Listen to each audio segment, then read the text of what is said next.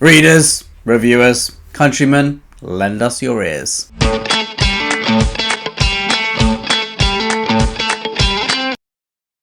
And a huge thank you to all of our Patreons. Thank you to the Pit Fighters, the First Swords, and all of the Bright Stars. Truth and Courage. Hello, welcome to the channel. I am Ed. My brother Will, he is off, but he shall be featuring in this video. Today we're going to be chatting about all the books that we read in October. October was a big month, there's no denying it. It was a wonderful month. Papa Gwyn had a wonderful book tour. The Fury of the Gods was released and it was mind-blowing.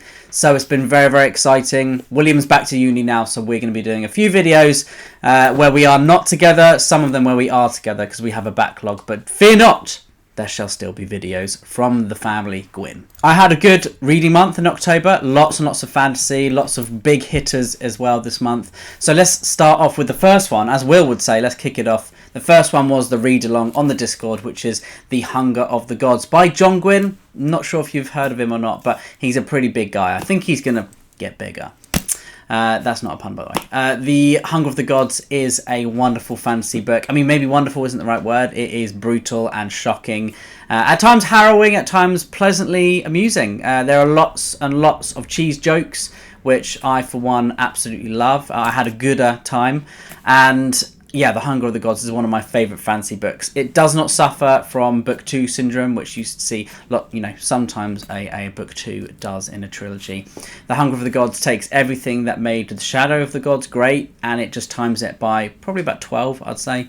And obviously there's a giant wolf. Now, if you know the Gwyns, you know that the Gwyns are big lovers of wolves. If we could have a wolf, we probably would. Not wise, not cunning, but we probably would. So The Hunger of the Gods, one of my favourite books. On a reread, it just hit even harder because you see all the subtle references, all of the foreshadowing that is to happen in book 3. Because The Fury of the Gods is officially out. We shall be reading it, 1st of November, which this video will probably be out at the beginning of November. So we should have started Fury of the Gods on the Discord, so please join us over there. I also read God Killer by Hannah Kisson, which is one of the new big fantasy releases of the last few years, and it's a pretty small book. It's around 300 pages, so you can get through it pretty quickly. The prose is very approachable, but the story is quite gripping. It is the story of a girl who has lost her family, and she has now become a god killer. Great name. We have 4 main POVs who all kind of unwittingly find themselves drawn into this kind of quest together. And there's kind of found family playing out, there's hidden past, there's PTSD, and as I said earlier, there's a god killer. The premise is really cool. I found the characters were distinguishable, they had fun, they were very serious at times as well, they had very good relationships with each other. I felt like it wasn't my favourite book that I've ever read. It was just all round pretty good. It was exciting enough, the action was well written, the dialogue was pretty good as well. So I had a fun time with it. It wasn't my favourite, but I definitely would read more from Hannah Kisson. I might pick up book 2 in the future at some point. And it was spooky season, so I decided to read a horror, and the horror was A Court of Thorns and Roses by Sarah J. Maas. No, I'm just joking.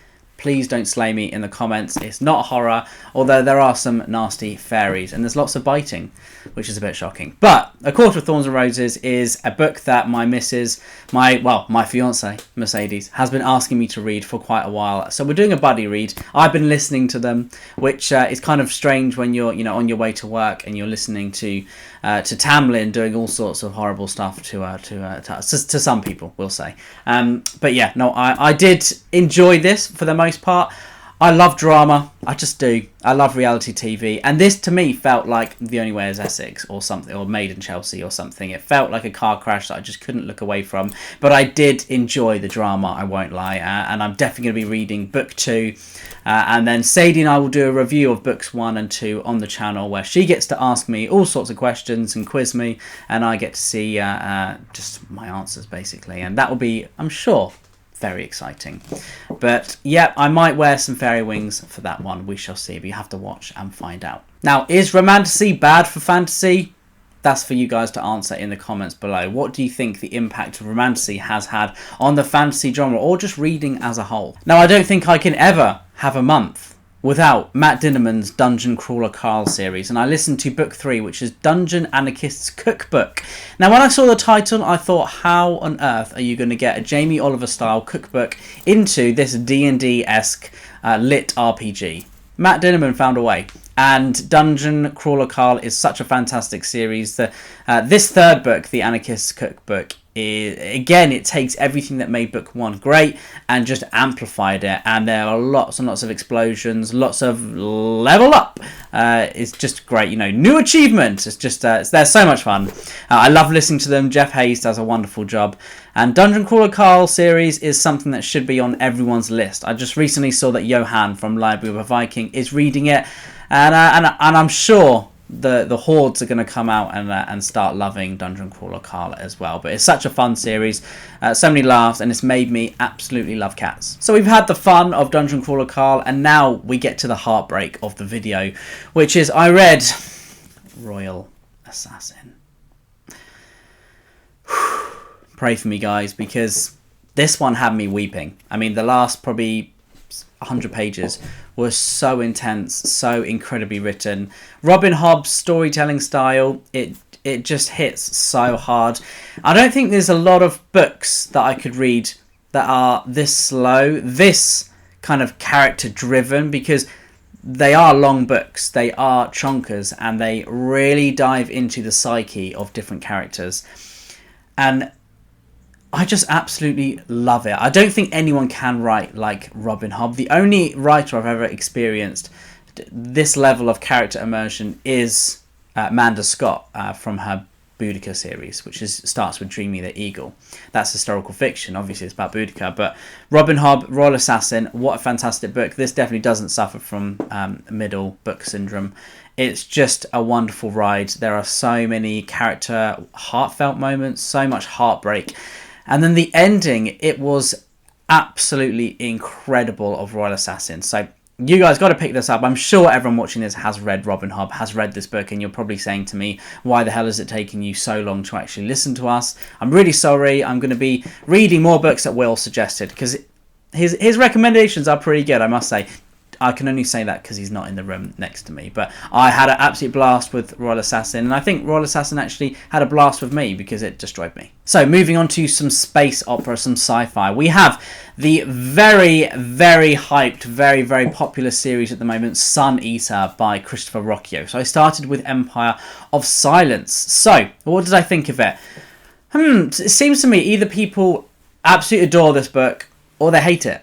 So I wasn't either of those. I fell kind of in the middle. I really enjoyed it.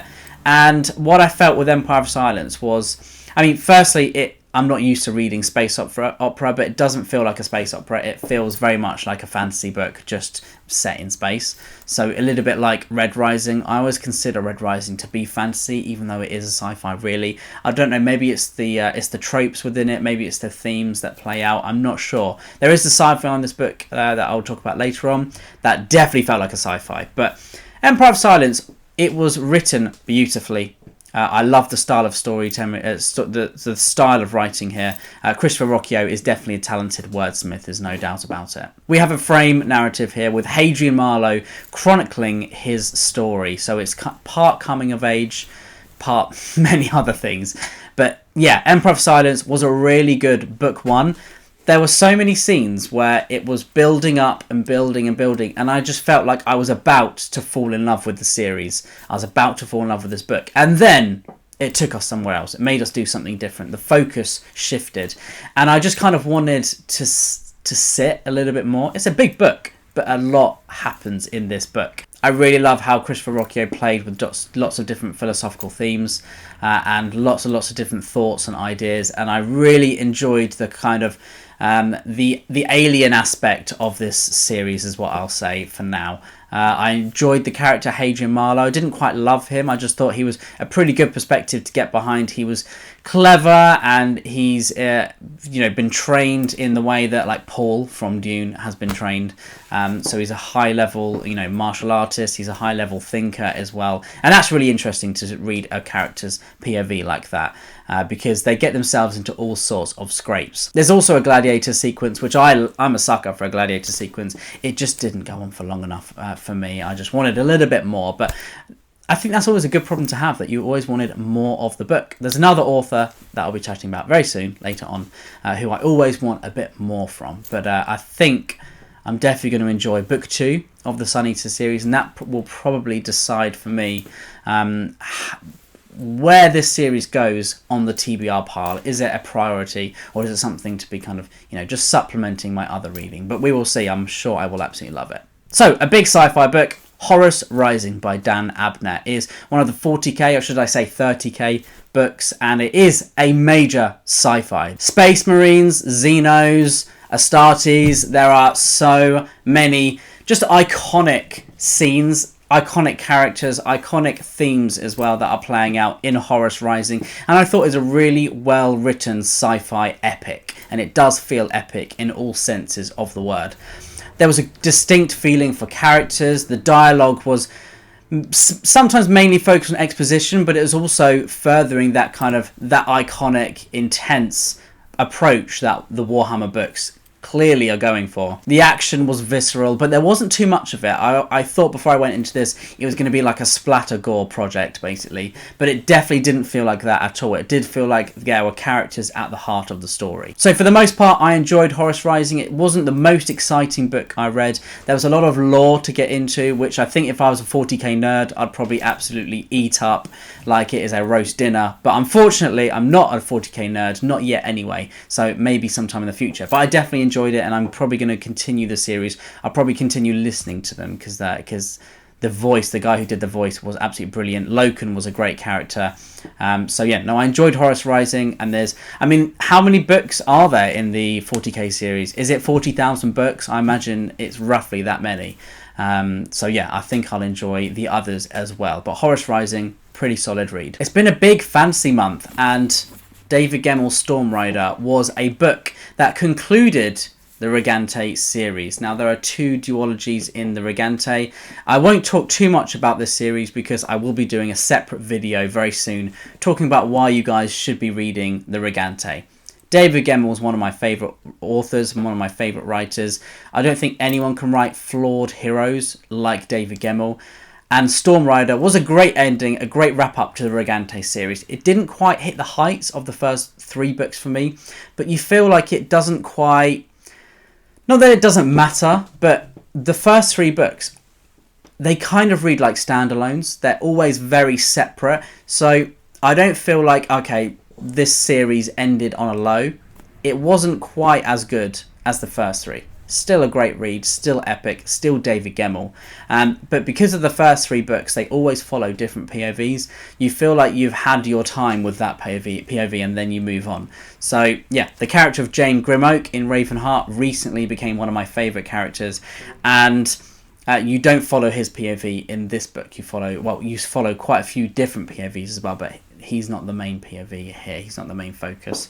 But Storm Rider, it is inspired by, I believe, the Jacobite Wars, or maybe the English Civil War as well, which I believe was 17th century. It does have a very 18th century feel to me, much like the history of Rob Roy, where you have clans who are outlawed, and then you have basically the English who are taking over this land. And it's just fantastic. It's a greatly written series. There are characters that have so many amazing moments. And there is a bear sequence in this book, which was just incredible. It's way better than anything I read in The Revenant, which I know is probably sacrilege. But yeah, David Gemmell writes bears like no one else. And I love animals in books. And my last read of October was the graphic novel of The Road by Cormac McCarthy, and the person who did the art was Manu Larsenet.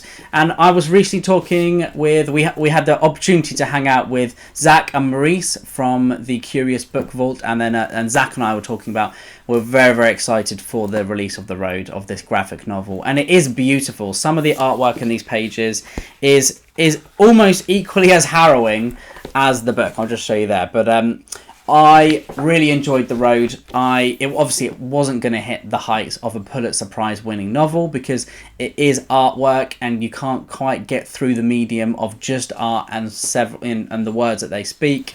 There are some sequences that are cut out from the books that you couldn't quite, that were very impactful for me in the books that you didn't have in the graphic novel. But just to see the artwork of the book, just see it fully realised, is fantastic. So we're going to cut over to Will now, and hopefully you enjoy what he has to say about the books that he read, and then we will come back and talk about our book of the month. Please let us know in the comments below whether or not you're enjoying videos of how Will and I are doing it like this, where we're separate, where he's in Durham and I'm here, we record it separately, or would you rather us to do like a Skype call or something? Is Skype even a thing? I don't know, I'm really old clearly. But let us know, would you rather us chat together or would you rather us do it separately like this? Hi and welcome everyone. I'm here today to talk about what I read in October. I'm a bit scared what picture of me Ed has put up this time, but I'll just pretend that's not going on.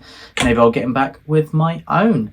But talking about what I read in October, it's been the month where I've returned to uni, so there's loads of little bits and pieces of academic papers and essays and bits of Old English like Apollonian satire, which I won't include in this because there's so many, but they're about like 10 pages each. It's not really worth going into loads of depth about. But the first book of significance that I read in October was part of the Brothers Grimm read-along, and it is The Hunger of the Gods, Book 2 of Papa Gwyn's Bloodsworn Saga. Of course, October was the big month, the month of Papa Gwyn, the month that The Fury of the Gods came out.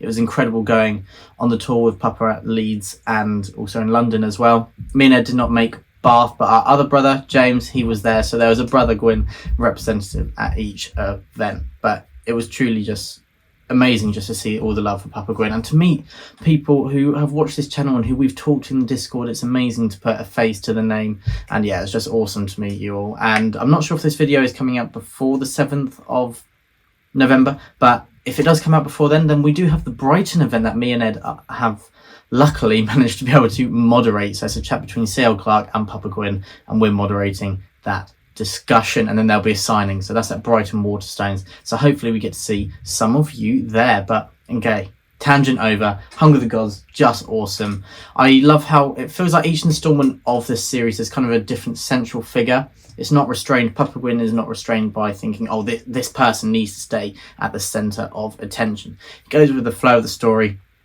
and I can't say character names because spoilers of Who Survives Shadow of the Gods, but I just love the new POVs as well. They are incredible. The dash of humour, very dark humour, I might say, is just exceptional, and I love it. Next up, I've got Gods of the Weirdwood by R.J. Barker, book 1 of his Forsaken trilogy. Only 2 books are out at the moment. I read Gods of the Weirdwood in preparation for an interview with R.J. Barker at Leeds Waterstones, and it was so good. R.J. Barker, he's a lovely man, but he is just, his creativity in Gods of the Weirdwood is out of this world. This is really, it's rare that I say this, unique, original fantasy. There's many fantasy books and series that I really adore and love, but I wouldn't say that they're totally original. They're kind of playing off a lot of what we've seen before, but doing it in a brilliant way. And there's nothing wrong with that. But R.J. Barker sets off with something completely different. This is original. It keeps to none of the usual beats that we're used to. It still has those climactic sequences, and there are some tropes, such as kind of the veteran who's trying to push away their past life. But he takes those tropes and takes them in such a different direction. And it feels very natural and organic that you really can't predict where the story's going. And it just keeps you on your toes, and I love the creativity, especially in terms to actual Weirdwood, which is a forest with many creatures and monsters and dangers and fears and beauties and virtues and awful things as well as brilliant. And I just love how that creativity is taken even further in book 2, which I'll be talking about in November, because as I record this, it's the 3rd of November, but I finished book 2, which was really great as well. But Kahan, great central character, love the creativity, and I love the themes of Gods of the Weirdwood as well. But yeah, I'll talk about that probably. I might be doing an interview, a review of that at some point. I just felt very passionate about that book, and also the chat with Papa Gwyn and R.J. Barker was just awesome. And the next out, I've got Cole's Doomsday Scenario, back to this series, Dungeon Crawler Cole. This is proving to be addictive. This is the 2nd book of the series. I think I'm going to listen to one a month. And it's the lit RPG kind of taken from the real world and thrust into a like reality TV gladiator terrible dungeon that Cole has to survive with his cat, Princess Donut, who can now speak. And it sounds mental and crazy, and with that I thought that the novelty would wear off, but it doesn't. Matt Dinnerman finds ways to kind of drop breadcrumbs to really keep the engagement going and keep it interesting, and adding new developments to this world and the way the game runs and the way that Cole has to survive. And again, it's a very creative story. I love authors who really think outside of the box, and it gets harder and harder. With the more books out there, there's more ideas have been used up, so it gets harder to kind of create something really different. But Matt Dinnerman, whilst playing to a lot of the beats that we expect and we kind of know how some things are going to pan out, he keeps you hooked and engaged, and you're so interested to see how it ends up like that. But then he's not afraid to take a twist or a turn as well. And so, yeah, props to Matt Dinnerman, and I'm getting obsessed with this series, but I'm having to hold myself back so I don't binge all. I think the 7th is coming out early November, so yeah, all 7. And then next up, I've got David Copperfield, of course, by Charles Dickens. So after reading Bleak House last year, I was pretty worried about reading David Copperfield. This is another chunker of a book, and it is kind of the epic, intimate story of David Copperfield. It's an epic within a very kind of low-stakes story. David Copperfield is telling the story of his life, and it's full of tragedy and woe, but also moments of joy as well. But I enjoyed this a lot more than Bleak House. I think it still took a little while to get into. I don't think, for me anyway, Charles Dickens doesn't manage to hook me straight away with his stories, except A Christmas Carol. But all the others, including A Tale of Two Cities, I just haven't been hooked straight away. It takes me a little while to get into it. But David Copperfield, I just felt so sorry for him. I felt really attached to him as a character, and so many terrible things happen. And at times, a lot of the characters are so melodramatic, it's a bit irritating, in my opinion. But there's a certain charm to them which really pays off in David Copperfield, whereas in Bleak House, it grated on me a bit more. But David Copperfield, with that melodrama and hyperbolic kind of personalities, there was a certain charm that wore off a bit more. I can't really put my finger on why that was. I probably need to look a bit more into that as I'm reading this for an English module. But yeah, there was just a charm that really just kept me going and kept me hooked in David Copperfield, and I really, really enjoyed it. And then next up, I've got John, not Papa Gwyn. This is John. King John, was he an evil king? And so this is looking at, this is one of the Penguin Monarch collections, which I have to thank Michael Kiss for pointing out to me. And so I am studying Robin Hood, and I had an essay question on kind of modern interpretations. And one of those modern interpretations, how the legend has evolved, is the relevance of King John. So I thought I'd read a bit of the historical background. Of course, it's quite short, so it quickly goes through his history and kind of how his mythological status has arisen over time. Because the perception of Magna Carta is very different to the reality. And so, yeah, that was really interesting. Some great non-fiction there. The Penguin Monarch collections, they're all really small, and they've got one on each English or British monarch. I think from William the Conqueror it starts with. I'm not quite sure, though. So they're really great. That's the second one I've read, and it's been really enjoyable. They're really helpful, especially if you kind of want some background information. And then, do I have anything left? I do not. But before I hand back to Ed, I want to talk about, thank you so much to our new Bright Stars on the Patreon. We've got Steve, Mark, Kate, Nikki, Andrew, and Kelvin. Thank you so much. That is just awesome. Love talking to you all over on there. And there's be some more benefits coming soon, as we may be launching some merch. But we'll see and talk more about that pretty soon, but not yet. But thank you all of those for joining the Patreon and Bright Star in the last month. And then before I head back, my book of the month is going to be Gods of the Weirdwood by R.J. Barker. So there we go. Back to Ed. So there you have it. You have the book of the month there. My book of the month has to be Royal Assassin by Robin Hobb. It ripped my heart out. It smeared it across my life, and then it tried to put it back in, but it will never be the same. Night Eyes, what a character. I absolutely loved Royal Assassin.